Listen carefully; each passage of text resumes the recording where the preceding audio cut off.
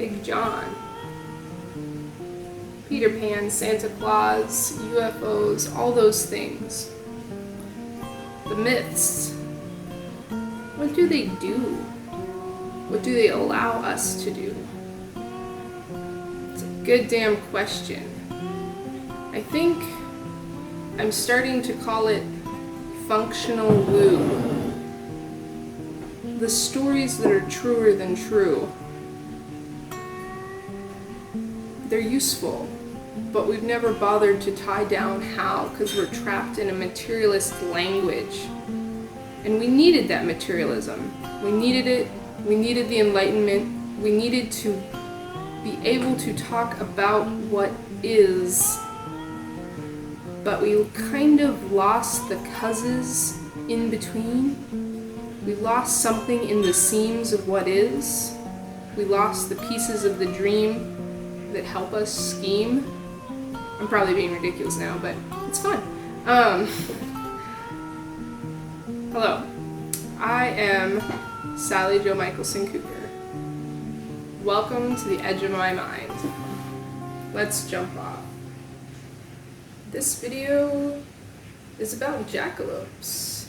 I'm going to, it's an artist accounts video about jackalopes. I'm going to talk about the jackalope I designed, why I'm using it for my logo, what it means to me. But first, I'm going to talk about some historical jackalopes. Predating the jackalope, there's the concept of a chimera. And a chimera technically includes the jackalope. It's any animal that's an amalgam of other animals. I'm not sure if it's strictly different than sphinxes.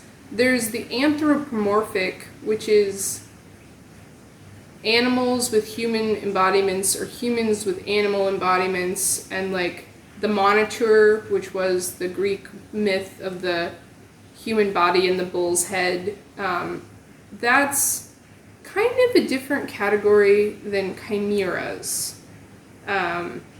But specifically, I just want to talk about the rabbit-based chimeras, and I'm sure this isn't going to be a fully inclusive talk about them. I just want to bring up to people from the Midwest, like myself was, that we might not have come up with jackalopes.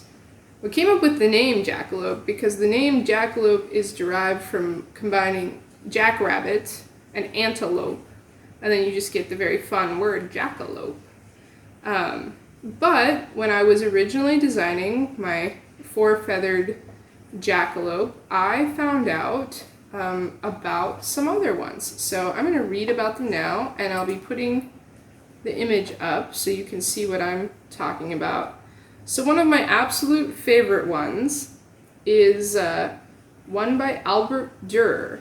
And I especially enjoy this one because I enjoy Albert Durer completely aside from this work. He's absolutely one of my all-time favorite artists. He was a printmaker and a painter, and he has this very, very wonderful painting labeled Lump of Sod.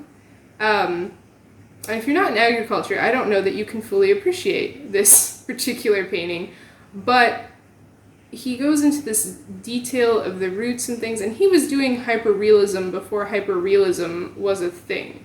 He wanted to put in that hard edge, that line of reality that kind of doesn't exist somehow, and it's magnificent. His work is magnificent, but then also, not that I should just be like putting myself in the same league, but like the way Albert Durer and Dolly put realism into fiction is something I strive for. I don't know if I'll ever do it with their clarity, but it's in the direction that I'm going. So, Albert Durer painted a Waffle Tinger. And in German folklore, a Waffle Tinger, and he painted this in 1505. So that gives you some of the idea of the history of this. And Albert Durer was, one of the other wonderful things that he did was he dated and he signed his works. And he was one of the first to do this. He would apply an anagram, and at the time, copyright infringement like just kind of didn't exist, and copying other people's work like just didn't matter. And he actually was one of the ones who got it into law that you could make reproductions of his work, but not with his logo. So it's just interesting. So branding, he was one of the first to like, no, this is my brand. So that's just very interesting. So no one cares about that except me. All right, Waffle Tinger. In German folklore, a Waffle Tinger is an animal said to inhabit the alpine forests of Bavaria and Baden-Württemberg in southern Germany. It has a body comprised of various animal parts, generally wings, antlers, a tail, and fangs attached to the body of a small mammal. The most widespread description portrays the Waffle Tinger as having the head of a rabbit, the body of a squirrel, the antlers of a deer, and the wings and occasionally the legs of a pheasant. Stuffed Waffle Tingers, composed of parts of actual stuffed animals, are often displayed in inns or sold to tourists as souvenirs in the animal's native regions. The Deutsches Dag- und Fincherie Museum in Munich, happy for a word I can pronounce, in Germany, features a permanent exhibit on the creature. It resembles other creatures from German folklore, such as the Rasselback of the Thuringian forest, the Dildap of the Almaic region, the Elwurschi of the Patini region, which accounts describe as a chicken-like creature with antlers. Additionally, the American jackalope, as well as the Swedish Skivider, somewhat resemble the Waffle Tinger. The Austrian counterpart of the Waffle Tinger is the Racchii. According to folklore, Waffle Tingers can be found in forests of Bavaria, and then it goes on about different spellings and larger families of mythical horned animals. So that is the one from Germany. I'm trying to do these kind of chronological order, even though I know I'm missing other ones, but just to get an idea of the breadth of the mythology behind the horned rabbit myths. So, the next one, Lepus cornteus, or in layman, the horned hare. It is a type of hare or rabbit that in the 16th, 17th, and 18th centuries was believed to exist, but is now considered fictional. And the image we're showing here is an image from 1798, Tableau Encyclopedia by Pierre-Joseph Bonneterre. Horned hares were described in medieval and early Renaissance texts, both as real creatures and as farcical mythic ones. Rabelais, in his Gargantua and Pantagruel, but the first mention of the Lepus cornutus, described here as a real animal, comes from Conrad Ginzer in his Historia of Animalium, and he mentions that they lived in Saxony. Many other scientific works on animals repeated this or made similar claims, often with the same depictions. This included John Johnston's Historia Naturalis. It's Natural History of Quadrupeds, but I can't read the Latin. I just know that's what it says. From 1655. And then the same illustrations were reused in the 1718 Theterium Universal Omnium Animalium Piscicum Avium Quadrupedium Exanguium Aquaport. Basically, it's saying animals, air, quadrupeds, water, and insects, and a couple other that I don't know what the Latin means. Gaspard Schott wrote about the horned hare in his 1662 work,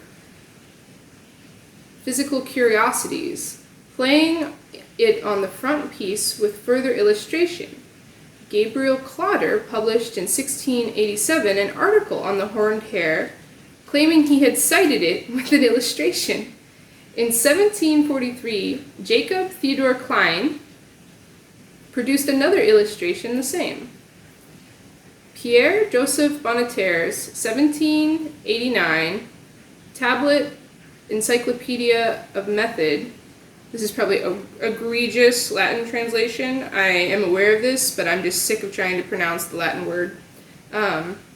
Was apparently the last major scientific work to include the horned hare as a real animal. By the 18th and early 19th century, the idea of a horned hare as a real species was mostly rejected. So, it has been speculated that the story of the horned hare may not only have been caused by the fertile imaginations or fabrications of taxidermists, but may also have been caused by the sighting of hares with the Shop Paloma virus, which is pretty gnarly. If you just enjoy looking at gross things, you're free to look that up on your own. I'm not going to.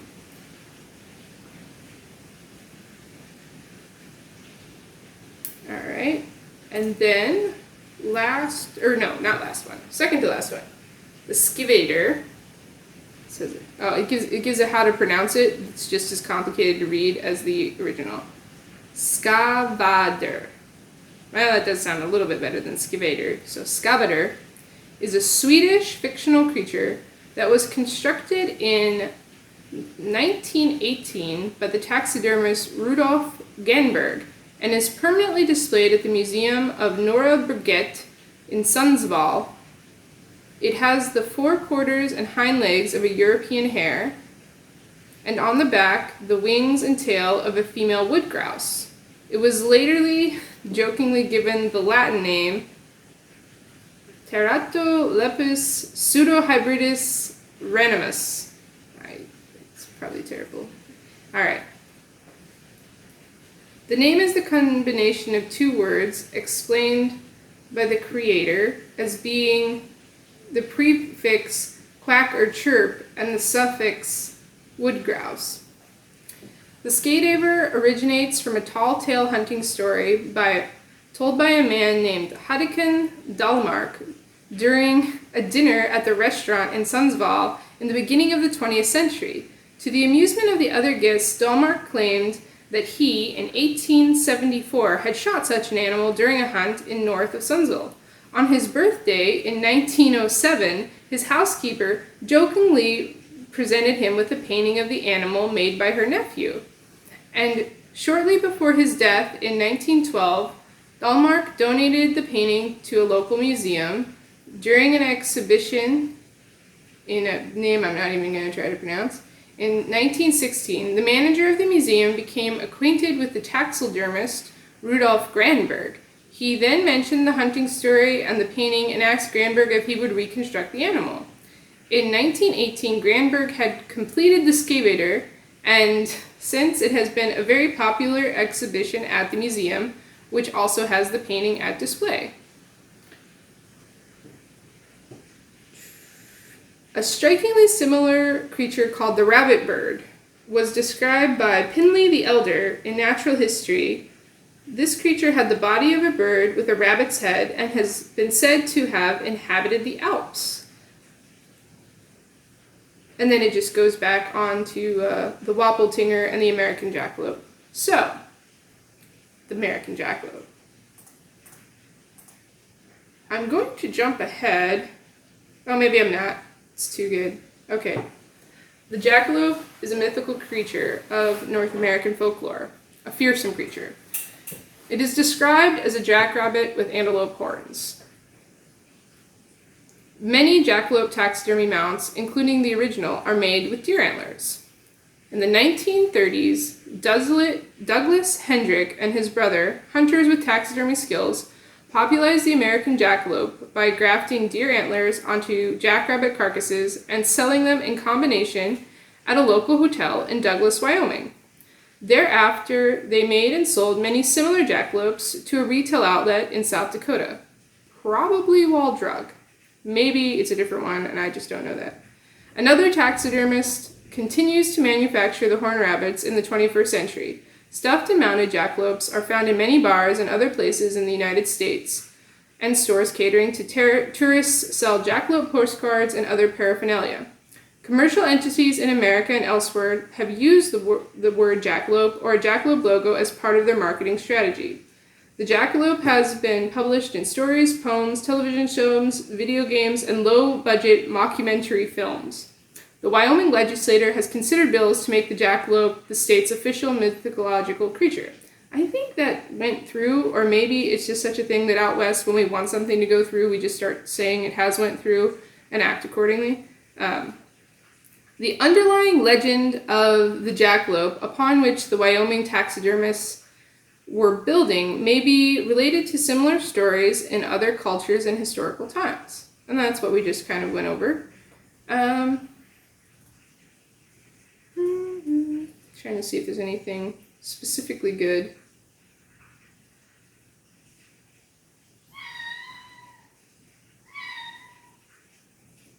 The Douglas variant. That's what we're talking about when we're talking about the American jackalope.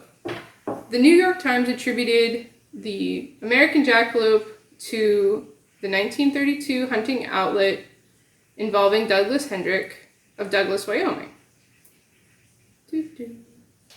Hendrick and his brother had studied taxidermy by mail order as teenagers. And when the brothers returned from a hunting trip for jackrabbits, Hendrick tossed the carcasses into the taxidermy store, where it came to rest beside a pair of deer antlers. The accidental combination of animal forms sparked Hendrick's idea for the jackalope. The first jackalope the brothers put together was sold for $10 to Roy Ball, who displayed it in the Douglas La Bonite Hotel. The mounted head was stolen in 1977. The jackalope became a popular attraction in Douglas, where the Chamber of Commerce issues jackalope hunting licenses to tourists. The tags are good for hunting during the official jackalope season, which occurs for only one day, June 31st, from midnight to 2 a.m. The hunter must have an IQ greater than 50, but not over 72. Thousands of licenses have been issued. In Hendrick's hometown of Douglas, there is an 8-foot, 2.4 meter statue of a jackalope, and the town hosts an annual Jackalope Day celebration. There is also a large jackalope with a saddle in Wall Jog, South Dakota, but it's not a winged jackalope, it's just a regular jackalope. Building on the Hendrick success, Frank English of Rapid City, South Dakota, has made and sold thousands of jackalopes since retiring from the Air Force in 1981. He is the only supplier of altered animal heads to Cabela's, a major outdoor-themed retail company. His standard jackalopes and world record jackalopes all sell for about $150.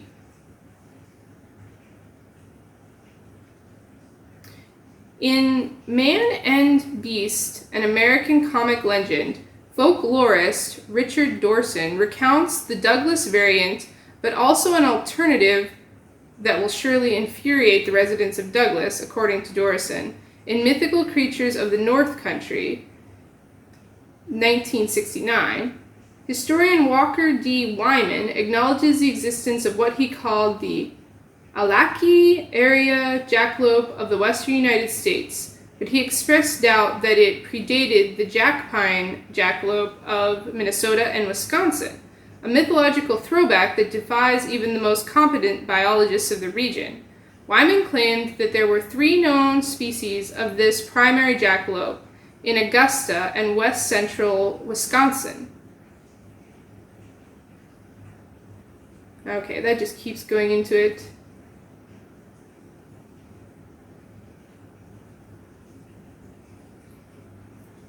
Alright, I think I'm getting completely off track with more and more different.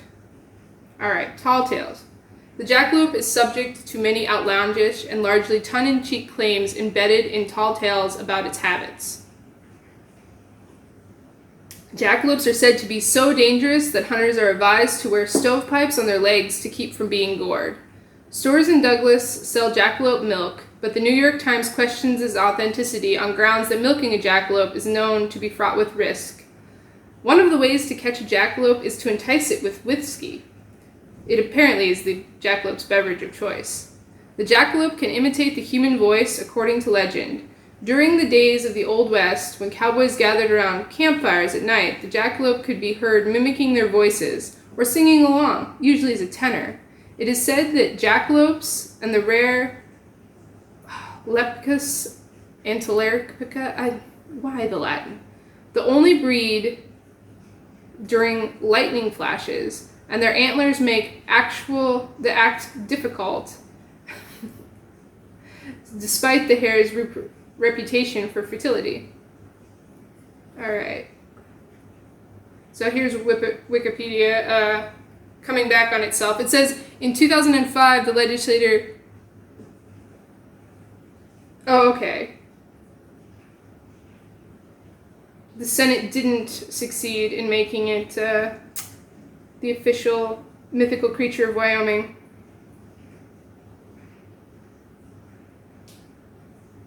One of the co-sponsors said he'll keep bringing it up until it passes. Alright, so there's an endless spiral about jackalopes. So, why am I using a jackalope? Well, I am from western South Dakota.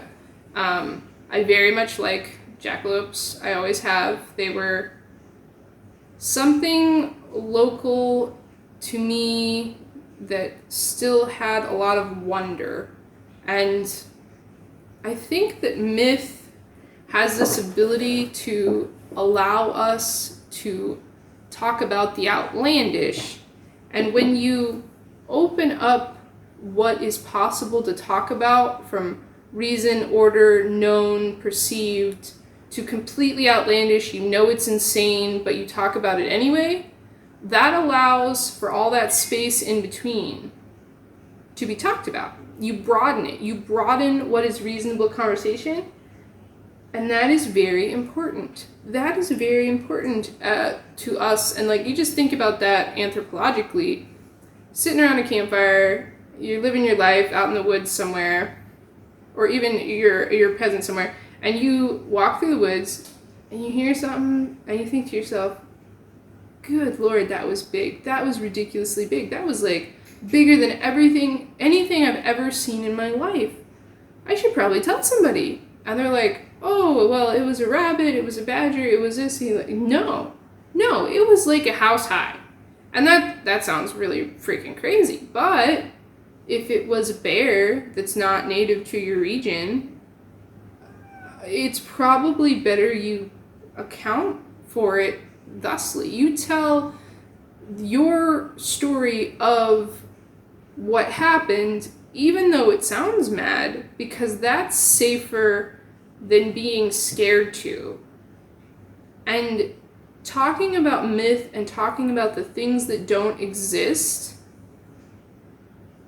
is important because it opens up that space. If you cut off anybody that's unreasonable, well, you're going to miss out on a lot of good information.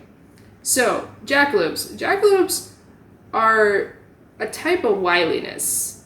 They're an absolute type of wiliness, and I think part of the reason, like, there are the really big variants that are like 8 feet tall, but when you think about a jackrabbit, which is what most of the jackalopes are discussed as, they're small, and they're tenacious, and they're tough, and like they drink whiskey but sing tenor, and they only breed in lightning storms, and all of that is this live wireness that is similar to the prairie, because it's so calm and it's so desolate, and bam, you've been bit by a rattlesnake.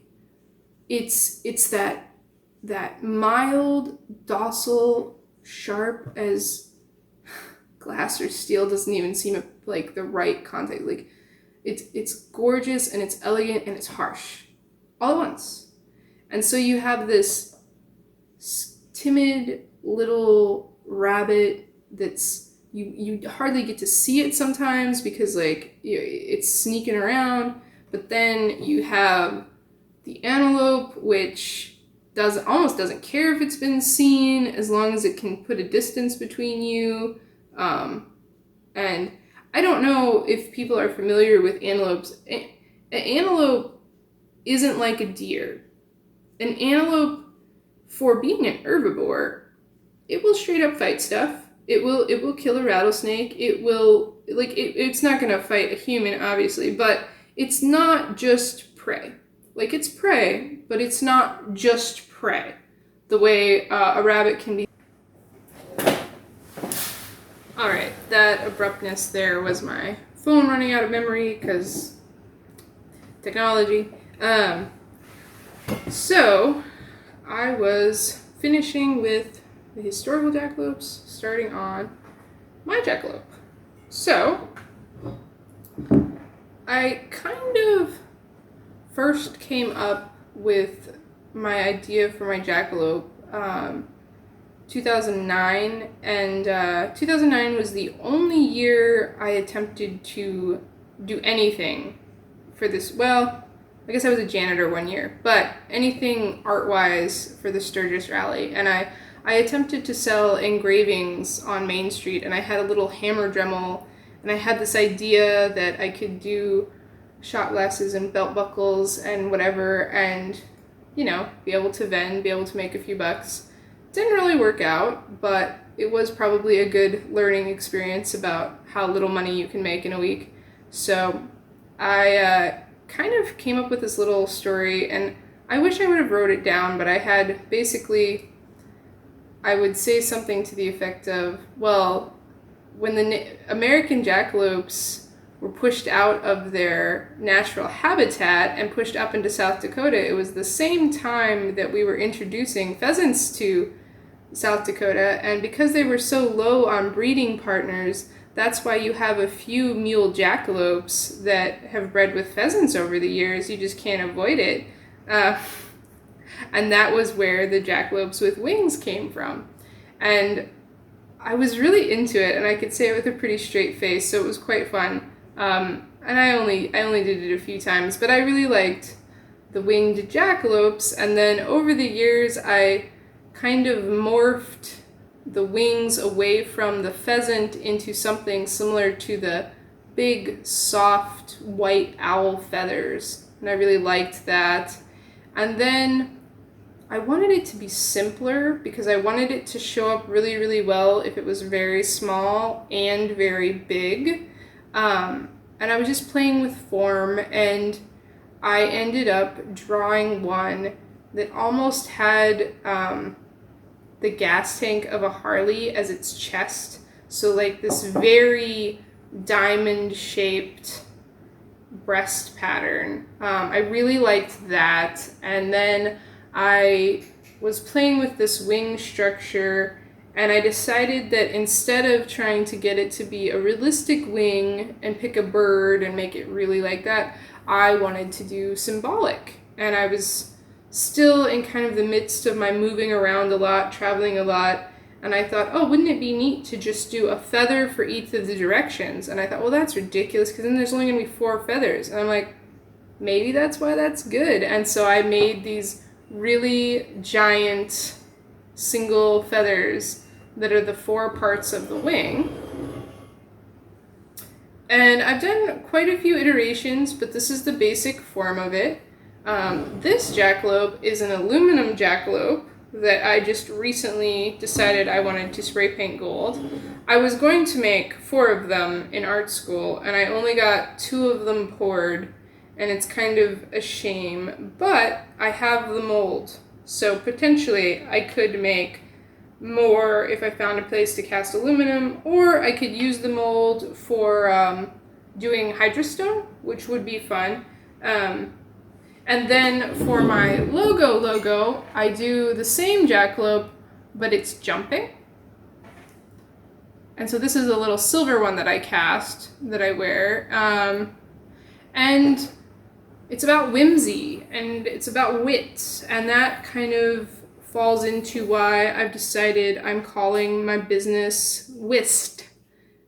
Whist is the past tense of wit, and I think it would be really conceited to try to label it something like Wisdom Works or something, because I'm very young and I don't know a lot, but I think it might be okay to use wit. And of course, wit itself is completely taken by the internet. So I found out that whist is the past tense of wit, and then also it's like one letter different than west, which I kind of liked. So there's just a lot of things that ended up, I really liked whist, and so I went with whist 2020 just because that's kind of when I decided on the name. I'd been searching for the name, so like there's background to the name prior, but that's when I decided on whist. And then also that's just a good way to find something to differentiate you on the internet, the combo of the two. So I like to do it as a white jackalope. If you don't know, naturally jackalopes will be kind of a gray-brown in the summer, and then the true hairs transition to white in the winter to blend into the snow. So I like portraying them white. Of course, I did this one gold, but it was a kind of a silver aluminum color prior to doing this one gold. And that is my jackalope, and that is why it is shaped the way it is shaped. And I'm very much looking forward to giving this one away as continuing my great distribution. And trying to think if there's anything else I should talk about with the jackalope. Yeah, that's the jackalope. That's why I use it. I hope you enjoyed getting a little backlog on jackalopes. Have a great day.